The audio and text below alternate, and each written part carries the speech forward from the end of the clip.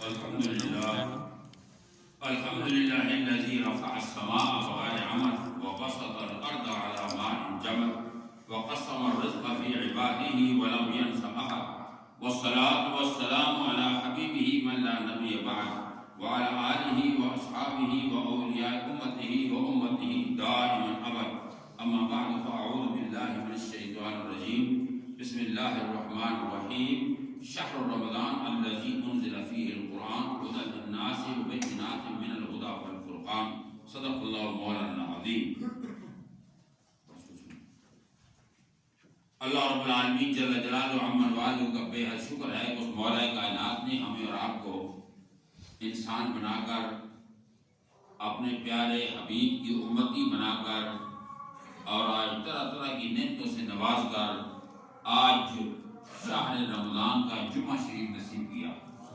یہ بڑی ہمت اور بڑے رحمت اور بڑی کرم کی بات ہے کہ آپ اگر تصور کی دنیا میں چلے جائیں تو آج سے پہلے اس مسجد میں کئی لوگ نمازیں پڑھتے تھے لیکن آج وہ زیر زمین ہیں، قبر میں ہیں. تو یہ اللہ تعالیٰ کی توفیق سے ہوتا ہے، سارا اللہ کی کرم نوازی ہوتی ہے. جس سے اللہ بڑائی کا ارادہ فرماتا ہے اسے اللہ تعالیٰ ان چیزوں سے نوازتا ہے. اس کی قدر کرنی چاہیے، شکر کرنا چاہیے. حضرات محترم، شہر کریم بڑی تیزی سے گزر رہا ہے اور آپ جانتے ہیں کہ ابھی قرب قیامت ہے اور آثار قیامت ہم اور آپ سب دیکھ رہے ہیں کہ بڑی تیزی سے دن، حضور نے جس طرح فرمایا تھا کہ سال جو ہے وہ مہینوں کی طرح گزرے گا، مہینے ہفتوں کی طرح گزریں گے، ہفتے دنوں کی طرح گزریں گے، دن گھنٹوں کی طرح، گھنٹے منٹوں کی طرح ایسے گزر رہا ہے، وقت کا پتہ نہیں چل رہا. اس لیے اس وقت کو ضائع نہیں کرنا چاہیے اور اس وقت میں وہ اعمال بنائیں کہ تاکہ قیامت کے دن آپ کے کام آئے. اللہ رب العالمین نے یہ احسان ہم پر فرمایا کہ ہمیں شہر رمضان عطا کیا. پہلے کسی امت کو ایسا مہینہ نہیں دیا گیا اور ایسی کتاب نہیں دی گئی اور ایسے مواقع نہیں فراہم کیے گئے جتنے اللہ نے ہمیں اور آپ کو فراہم فرمائے ہیں. یہ اس کی بڑی کرم نوازی ہے. تو اس لیے کوشش یہ کی جائے کہ ان مواقع کے اندر آپ شہر رمضان کی قدر کریں، عبادت کریں، صدقات کریں، خیرات کریں اور اللہ تعالیٰ کو منائیں. نبی کریم صلی اللہ علیہ وسلم نے فرمایا لو یعلم العباد ما رمضان، اگر بندے جان جاتے رمضان کیا ہے، لتمنت امتی ان تکون السنۃ کلھا رمضان، میری امت یہ تمنا کرتی ہے کہ پورا سال ہی رمضان رہتا، یعنی 12 کے 12 مہینے رمضان رہتے. تو اب آپ اندازہ فرمائیے کہ آخر اس کے اندر وہ کمالات ہیں، وہ چیزیں ہیں. چونکہ انسان سے یہ چیزیں اوجل ہیں، چھپی ہوئی ہیں، ہم حقیقت سے ناآشنا ہیں، حقیقت کو دیکھ نہیں سکتے. جنہوں نے حقیقت کو دیکھ لیا وہ پھر داتا گنج عباس بن گئے، جنہوں نے حقیقت کو دیکھ لیا وہ شیخ عبدالقادر جیلانی بن گئے، جنہوں نے حقیقت کو دیکھا وہ بابا فرید الدین گنجی شکر بن گئے، جنہوں نے حقیقت کو دیکھا وہ جناب بری امام سرکار بن گئے، یہ سید امیر علی شاہ صاحب رحمۃ اللہ علیہ بن گئے. کہنے کا مطلب یہ ہے کہ حقیقت کے پردے اٹھنے کی بات ہے. اللہ نے دنیا کو اس لیے چھپایا ہوا ہے تاکہ دنیا والوں سے امتحان لے. رب نے فرمایا یہ جو رمضان شریف ہے اس کے 3 ہفتے میں نے رکھے ہیں، اول و رحمہ و اوسط و مغفرہ و آخرها عتق من النار. پہلا عشرہ رحمت کا ہے، اس میں رحمت برستی ہے. جب رحمت برستی ہے اعلیٰ حضرت امام اہل سنت شاہ احمد رضا بریلوی رحمۃ اللہ علیہ فرماتے ہیں کہ برستا نہیں دیکھ کر ابر رحمت. ابر رحمت جب برستی ہے وہ دیکھتی نہیں کہ میں پھول میں برس رہی ہوں، گوبر میں برس رہی ہوں. ابر رحمت جب برستی ہے وہ یہ نہیں دیکھتی میں پتھر میں برس رہی ہوں یا میں کسی درخت میں برس رہی ہوں. برستا نہیں دیکھ کر ابر رحمت، ہم بدوں پر بھی برسات برسانے والے. تو اللہ تعالیٰ نے فرمایا کہ پہلا عشرہ میں نے رحمت اس لیے رکھا ہے تاکہ یہ عشرہ میرے ساری مخلوق کے گناہوں کو دھو ڈالے. صغیرہ گناہ، بڑے گناہ نہیں بخشے جاتے. جو زیادہ لوگ کبیرہ گناہ میں گرفتار ہیں، جو لوگ والدین کی نافرمانی میں ہیں، شرک میں ہیں اور بہت بڑے قتل میں ہیں اور سود کھانے میں ہیں، ایسے گناہ بہت کبیرہ گناہ ہیں. یہ رشوت لینا، یہ سود کھانا، یہ بہت بڑے بڑے جرم ہیں. تو ان کو پھر بخشا جاتا ہے بڑے رونے دھونے کے بعد. اللہ رب العالمین بخشتا ہے. فرمایا کہ اول و رحمہ پہلی رحمت ہے، وہ اوسط و مغفرہ اور دوسری مغفرت ہے، وہ آخر عتق من النار اور تیسرا عشرہ جو ہے جہنم سے آزادی کا عشرہ ہے. اللہ اکبر. اسی لیے اس مہینے میں ہر بندے کی کوشش یہ ہوتی ہے کہ وہ زیادہ سے زیادہ لوگوں میں رحم محبت بانٹے. یہ محبتیں بانٹنے کے لیے مہینہ آیا ہے. اور شیطان کو اللہ نے اس لیے باندھ دیا ہے تاکہ قیامت کے دن جب انسان سے کل پوچھا جائے کہ تو نے یہ کیوں عمل کیا تھا رمضان میں، اور وہ یہ کہے گا کہ یا اللہ شیطان نے بلا دیا تھا. فرمایا نہیں، شیطان نے تو ہمیں باندھ دیا تھا. شیطان جو بڑا تھا تمہیں گمراہ کرنے والا وہ تو تھا ہی نہیں. تو اللہ اکبر. آپ جانتے ہیں کہ رمضان کے اندر اتنی بڑی بدبختی، اللہ کے گھر سے پچھلے جمعے کو یہاں سے چوری ہوگی، اس مسجد سے جو ہم نے ایک ڈبہ رکھا ہوا تھا حفاظ کرام کے لیے. اور میں اعلان کرتا رہا کہ اس دفعہ حافظوں کی خدمت ذرا بڑھ چڑھ کے کریں تاکہ ان بیچاروں کو خوشیاں دل خوش ہو جائے. تو کوئی بندہ آیا اور وہ آ کر جناب یہاں ڈبہ اٹھا کے لے گیا، ایک بندے کا فون بھی لے گیا 70-80 ہزار کا. کہنے کا مطلب یہ ہے کہ آپ ایکسپیکٹ کر سکتے ہیں کہ مسلمان اس حد تک گر جائے گا. آپ حیران ہیں. اور اس کی وجہ یہ ہے کہ یہ چور پیدا ہم لوگوں نے کیے، یہ فراڈیے، یہ چور، یہ گناہگار ہم لوگوں نے پیدا. میں آپ کو وہاں کی ساؤتھ افریقہ کی ریئل اسٹوری سناؤں. انڈیا میں وہاں 1880-70 کے لوگ آئے ہوئے ہیں جو وہاں آباد ہیں. وہاں کے سورتی ہیں، میمن ہیں، کوکنی ہیں، اور یہ سارے پہلے کے یہ لوگ آئے ہوئے. ہم لوگ ابھی بعد منڈیلا جب آزاد ہوا اس کے بعد 96 کے بعد 94-95 کے بعد الیکشن ہوئے، پھر پاکستانیوں کو ویزے ملے. پہلے ویزے نہیں ملا کرتے تھے. جس زمانے میں ہم گئے اس زمانے میں ویزے نہیں ملتے تھے. 2 ملک ہمارے پاسپورٹوں پہ لکھا ہوا تھا کہ all the world except Israel and South Africa، کیونکہ اپارٹھائڈ تھا وہاں. تو وہاں پر انڈیا سے بڑے عرصے کے بعد ایک بندہ سورت کا انڈیا کا آیا وہاں پر، کہنے لگا اپنے پرانے بزرگوں کو ملا ہوں یار جاؤں. وہ آ گیا، ڈھونڈتا کسی مسجد میں جا پہنچا اور وہاں پر زور کے وقت گیا تو ہارے کو پرانا تھا. پرانے لوگ ہارے کو پہچاننے لگا، ایک کو سلام، دوسرے کو سلام، تیسرے کو سلام، میں جس سورت سے آیا ہوں، فلاں جگہ سے آیا ہوں. کسی نے اس پر توجہ نہ دی. یعنی ہمارا حال یہ ہے اگر آپ انگلینڈ بھی چلے جائیں تو ہمارے پاکستانی یہاں کے جو گئے ہوئے ہیں وہ آپ کو گھاس نہیں جانیں گے. وہ جناب دائیں بائیں ہو جائیں گے یار کہ اس سے خرچہ کرنا، اس کو لینا کی ہے پاکستان میں جائے گی. اس کو آج کل تو صرف دوسرے کی عزت ہوتی ہے دولت اور دہشت پر، اور اس کا وقار مقام تھا ایسے کوئی کسی کو نہیں پوچھتا. تو کیا ہوا کہ وہ جب آیا زور کے وقت اس نے جناب سلام کیا کہ وہ کھانا کھلائے گا، کسی نے نہیں پوچھا. اثر کا وقت ہے کسی نے پوچھا. دن پورا نکل گیا، رات بھوکا رہا، صبح پھر اٹھا. اس نے سوچا کہ آپ کروں تو کیا کروں.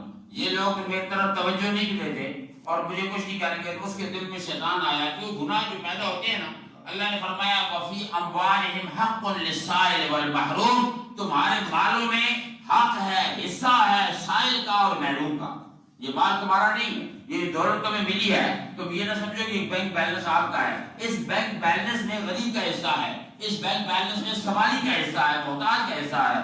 اب جب اس نے دیکھا کہ کسی نے توجہ نہیں دی، اس نے دوسرے دن کہا کسی پتر لگنے ہو آ جاؤ میں تمہیں ملنا. وہ ڈنڈا لے لیا اس نے. زور کے بعد جب سب آگے ڈنڈا مارتا ہے مسجد میں، ادھر سے ادھر بھاگ رہے ڈنڈے مار رہے. لوگ پوچھتے ہیں کیا ہو گیا یہ؟ اس آگے جن آ گیا نا یار مسیدی بڑے جن نے ادھر پکڑو. لوگ آ گئے بڑا پہنچی سرکار ہے دیکھیے آ گیا میری زنانی ہے جن نے آ گیا میں کٹنا بھی آ جن ڈالنا بھی ہے، میرا یہی کام ہے. اس ایک لے گیا، دعا لے گیا، تریا لے گیا. سارے لوگ خرچ آ گئے جی کو روٹیاں دے کھانے دے پینے دے ایش ہو گئے. اس آ گیا اس آ گیا اب کمال ہوگی. یہ لوگ سیدھے رائے نہیں بن رہے. اگر پہلے دن اس کو کھانا کھلا دیتے، اس کی پروردگار مہمان نوازی کر دیتے تو وہ اس نوبت تک نہ پہنچا. اس کے بعد کیا ہوا؟ وہ رفتہ چلتے اس نے اعلان کر دیا نبوت کا. اس نے کہا کہ مجھ پر رات کو جبریل آیا ہے اور جبریل نے آ کر مجھے یہ باتیں سنائی ہیں. اب بڑی پریشانی ہو گئی، پورے علاقوں میں پھیل گئے یار یہ تو بندہ آ گیا انڈیا کا، اس پر جبریل آیا ہے. اس وہاں کا جو بہت بڑا حکمران تھا کسی ملک کا، اس نے اس کو پولیس بھیجی، فوج بھیجی، پکڑ کے لے گیا. وہاں جب لے گیا اس نے سزا دی تھی. اس نے اپنے پیلس میں رکھا. اس نے کہا میرے جو پیلس ہے اس میں اس کو رہنے دو، ہر چیز کی فراوانی دو، اس کو کوئی کمی نہ آنے پائے. اور وہاں خوش خوشحال رہا. 1 مہینہ رہا، 2 مہینے رہا، 3 مہینے رہا، 4 مہینے، 6 مہینے کے بعد اس کو بلایا. اپنے تخت پہ بلا کر پوچھا کہ جی ہاں جی کوئی راضی جبریل آئے؟ جبریل آتا تھا، اب آنا جانا ہوتا ہے اس کا. کہتے ہیں کہاں نہیں آیا تھا؟ وہ کہتا ہے کہ یا نبی ہو اسی پیلس میں رہی ہو، کتنے بھی نہ چاہیے ہو. انہوں نے کہا اتنے ہی رہی ہو. کہنے کا مطلب یہ ہے کہ یہ جو فراڈ دنیا میں ہو رہے ہیں، چوریاں ہو رہی ہیں، بھوک ہے، ننگ ہے، اس کی وجہ صرف ہم ہیں. اگر ہم مسلمان زکوٰۃ دیں، خیرات دیں، لوگوں کا بھلا کریں، کوئی محتاج علاقے میں نہ رہے. اپنے محلے میں دیکھیں، اپنے پڑوس میں دیکھیں، دائیں بائیں دیکھیں، کوئی محتاج نہ رہے تو یقینی طور پر یہ ساری بیماریاں ختم ہو سکتی ہیں. کاش کہ مسلمان ہوش کے ناخن لیں اور ہماری حکومت ہوش کے ناخن لے. شہر رمضان اللہ نے اسی لیے بنایا ہے تاکہ اس میں افطاریاں کرائی جائیں، اس میں سحریاں کرائی جائیں، اس میں مسلمان ملے. 5 ٹائم مسلمان محبت سے آتے ہیں اور ملتے ہیں. نبی کریم صلی اللہ علیہ وسلم نے ارشاد فرمایا اعطیت امتی 5 خصال، میری امت کو اللہ تعالیٰ نے 5 ایسی خصلتیں عطا فرمائی ہیں پہلے کسی امت کو بھی عطا نہیں کی.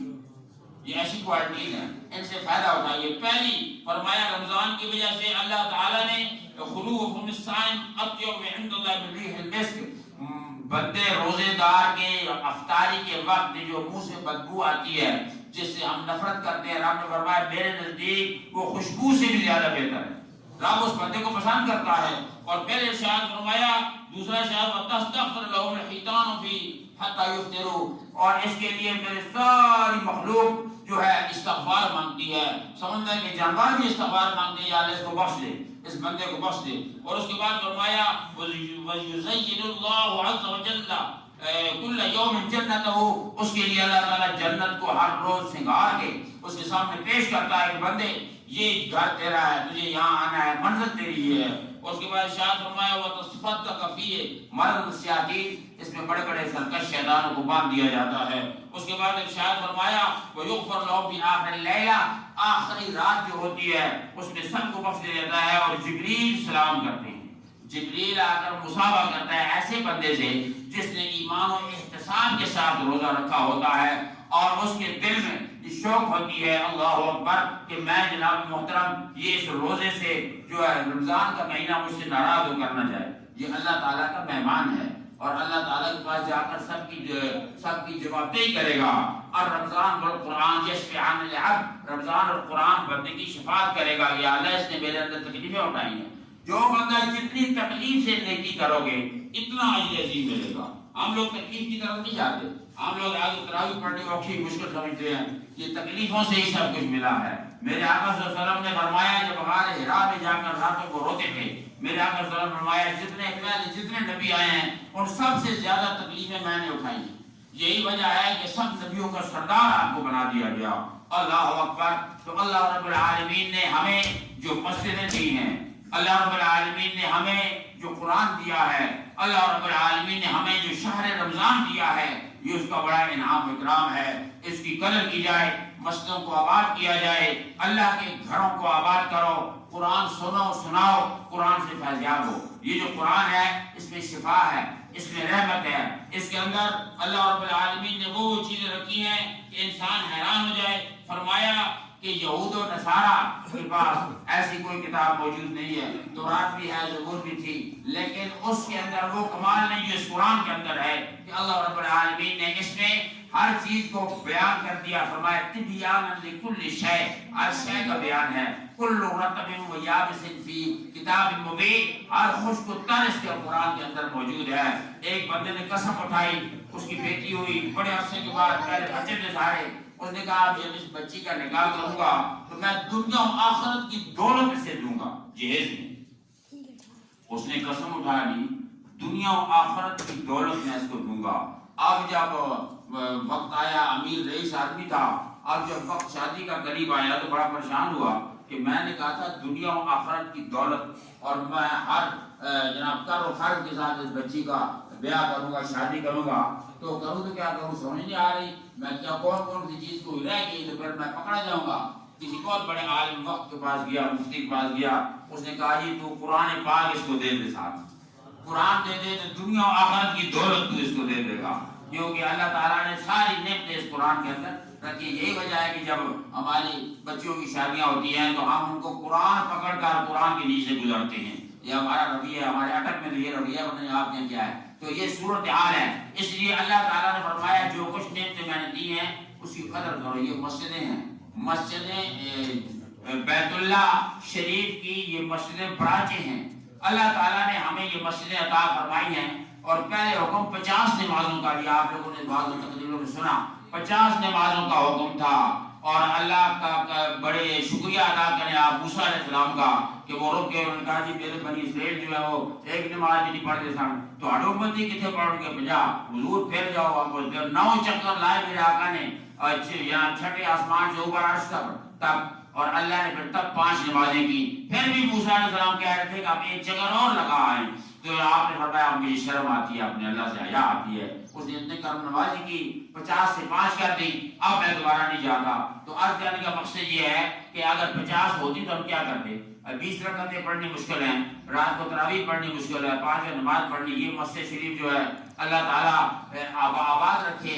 اس انتظامیہ کو ماشاءاللہ ہمارے ملک خالد صاحب ہیں, محبت والے آدمی ہیں, انہوں نے اپنے سر بازی دی ہے. یہ جو چھت ڈالی جا رہی ہے پیچھے, یہ چھت کو نہ جانے کو 15-20 لاکھ سے بھی قریب پہنچ جائے گا اس کا ریٹ, لیکن کوئی بندہ تیار نہیں اس کے لیے کہ وہ قدم اٹھائے. میرے دوستو آپ قدم ملا کر چلیں تاکہ قیامت کے دن اللہ کے عام سے روبرو ہوں. یا اللہ ہم نے تیرا من بنا للہ مسجدا بنا اللہ لو بیتا فی الجنہ. حدیث میں آتا ہے جس نے اللہ کے لیے مسجد کے اندر حصہ ڈالا, تعمیر کی, اس کی خوبصورتی کو بڑھایا, تو اللہ تعالیٰ جنت میں اس کے لیے گھر بنا دے گا. آخری واقعہ بیان کر ختم کرو, ٹائم جا رہا ہے. آپ ہارون الرشید بادشاہ تھا اور اس نے کیا کیا کہ اس نے کسی ایک بڑھیا نے وہاں مسجد ایک بنا دی. جب مسجد بنائی تو رات کے وقت سے جب خواب آیا کہ مسجد ہے لیکن مسجد کے اوپر نام کسی کا لکھا ہوا ہے, ایک خاتون کا, بڑھیا کا نام. ہارون الرشید نے مسجد بنائی اور مسجد بنائی تو مسجد کے ساتھ خرچہ اپنا کیا سارا حکومت کا. اور وہاں قریب سے ایک کوئی بڑھیا خاتون گزری, اس کے گھر کوئی اینٹ پڑی تھی, وہ اینٹ لے آئی اور اس نے آ کر مسجد کی دیوار میں لگا دی. جگہ خالی تھی لگا دی. رات کو جب اس کو خواب آیا کیا دیکھتا ہے کہ اس کا نام بھی آ رہا ہے مسجد پر اور ایک عورت کا نام بھی وہاں لکھا ہوا. یہ حیران ہو گیا, یار اس نے کیا کیا ہے, میں نے تو مسجد بنائی ہے, اتنا پیسہ لگایا, اس نے کیا کیا. اس کو بلا لیا اپنے دربار میں, پوچھا اما جی تو کے کیتے ہیں مسجد میں جو اس آگے بادشاہ سلامت جب تو بڑھا رہا سے مسجد میرے گھر ایک پہ یہ میں وہ لے کے آگے تیرا چھوڑی یہ دیواراں ہوتے. فرمایا سبحان اللہ. اس آگے پھر سارے لوگوں کو کہا جی آپ اس مسجد کو دوبارہ منہدم کرو, سارے لوگ حصہ اس میں ڈالو تاکہ سب کے گھر جنت میں بن جائیں. تو یہ ایک بہت بڑا بہترین طریقہ ہے جو اللہ نے بتایا ہے. آپ حضرات دامِ در میں سونے قدمیں اس میں حصہ ڈالیں. اللہ رب العالمین آپ کو توفیق رفیق عطا فرمائے اور اب سنت ادا فرمائے.